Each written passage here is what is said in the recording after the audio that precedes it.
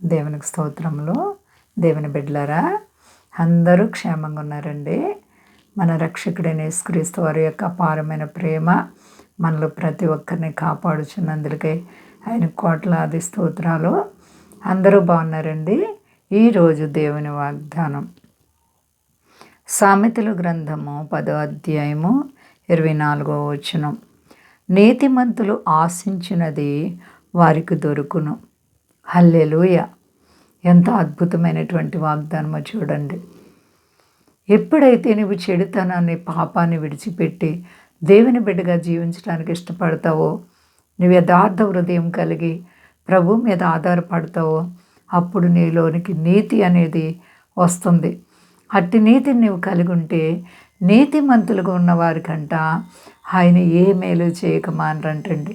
నీతిమంతులకు అనేక అద్భుతమైన ఉపకారాలు దేవుడు చేస్తారు. ఇక్కడ అందుకే అంటున్నారు, నీతిమంతులు ఆశించినది. నీవేం ఆశ కలుగున్నావు, ఏ కోరిక కలుగున్నావు, నీవు ఆశించినది ఖచ్చితంగా నీ దేవుడు నీ పట్ల అద్భుతమే చేస్తారు. నీతిమంతులు ఆశించినదంట ఖచ్చితంగా ఆయన మరి వారికి దొరుకుతుందని వాగ్దానం చేస్తున్నారు. నీవు ఎట్టి శ్రమలో ఉన్నా సరే నీకు ఆయన మరి నీ శ్రమ నుంచి విడిపిస్తారు. నీవు కోరుకున్నదే నీకు అవునుగాక. దేవుడు నీ పట్ల వింత కార్యాలు చేసే దేవుడు. మరి నీవు నీతిని కలిగి ఉన్నావా?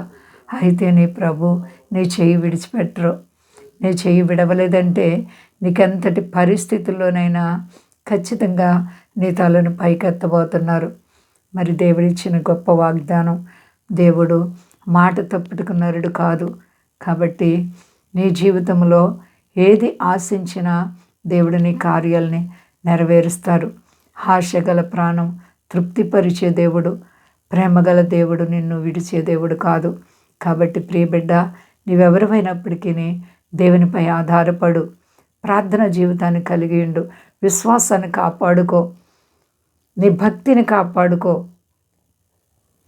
నిన్ను నీవు నిలబడటానికి ప్రయత్నం చేయి. సాతానికి లొంగిపోకు, పాపానికి లొంగిపోకు. లోకము నుండి వెలుపలికి రా. దేవుడు నిన్ను ఆశీర్వదిస్తారు.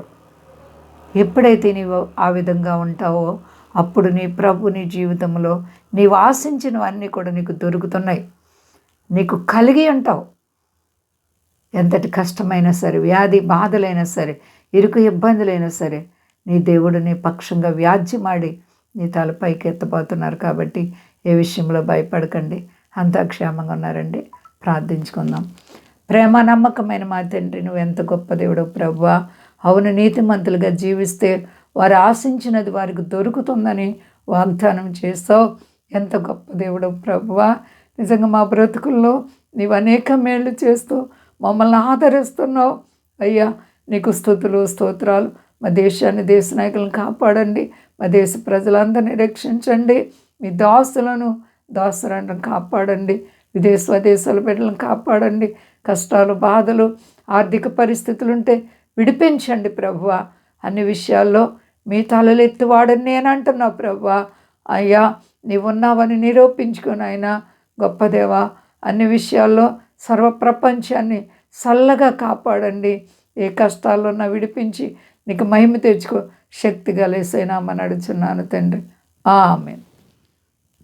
అందరికీ వందనాలండి. మా కొరకు, పరిచయం కొరకు అందరూ ప్రార్థించండి. ప్రభువారు మిమ్మల్ని, మీ బిడ్డలను, మీ కుటుంబాలను దీవించి ఆశీర్వదించును గాక.